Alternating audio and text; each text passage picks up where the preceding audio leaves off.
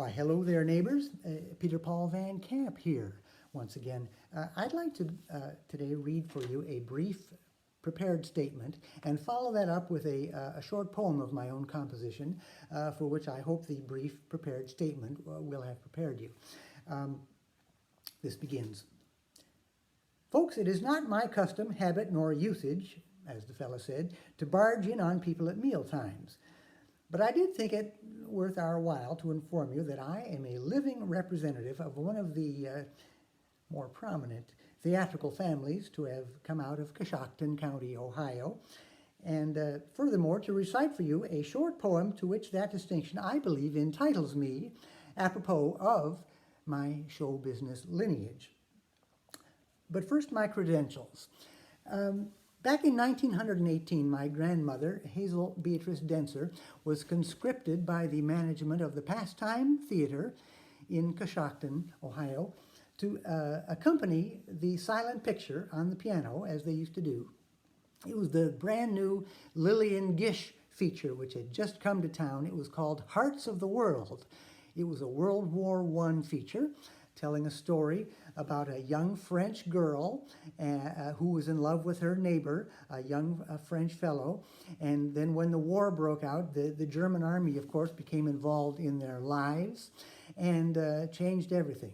A very exciting picture, meant to rouse up enthusiasm on the North American side to join the fight. Now, before I forget, if you look closely watching this picture, you might see a very young, in fact, just late in his teens, Noel Coward playing a villager pushing a wheelbarrow along the road. That's Noel Coward. Some of the movie was made in England, but the battlefield scenes were filmed in France. Now, as to my grandmother's participation in this, playing the piano, she was having, she was under some duress because, like the audience, she had never seen the movie until she sat down on the bench and began to accompany it. Further adding to her difficulties was the fact that the day before she knew that she was going to be doing this today, she'd been pulling a thistle in the garden, and her fingers were just full of those tiny little, very painful thorns that you get when you do that. And so when she was expected to play during the chase scene, something on the order of,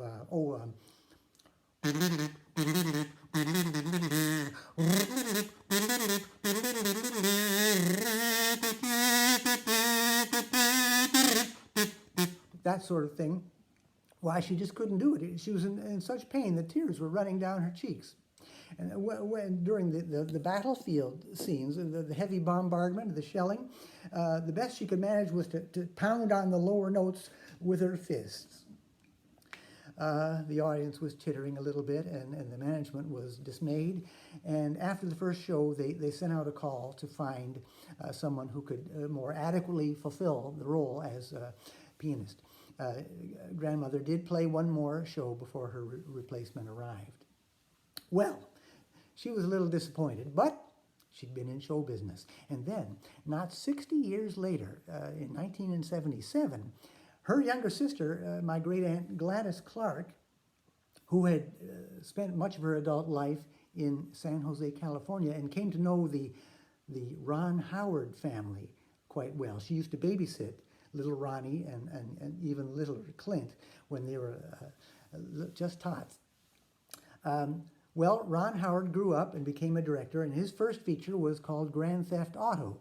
And he put my Aunt Gladys, in the picture, he gave her a small speaking role. So when the movie came to the same Pastime Theater 60 years later, the marquee read Grand Theft Auto starring Ron Howard and Gladys Clark.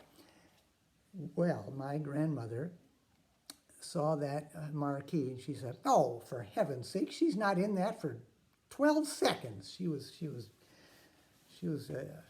outraged. Well, of course, somewhere along the line, I had come along and begun disporting myself. So I became the third of our clan to to enter the lists of showdom. And so that's why I feel compelled sometimes to deliver this poem. It's called An Actor Prepares. An Actor Prepares. And it goes thusly. An actor remembers his lines. An actor rehearses his cues. An actor goes bathing in light and applause. Well, what then does an actor do? Well, after an actor emotes with restraint or delivers his ham in hocks, an actor, and I mean here the best sort of actor, a consummate actor, an actor's actor, an actor walks back to his lodgings where an actor methodically, feelingly, yes, and above all, convincingly, washes, then rinses, and hangs up his socks.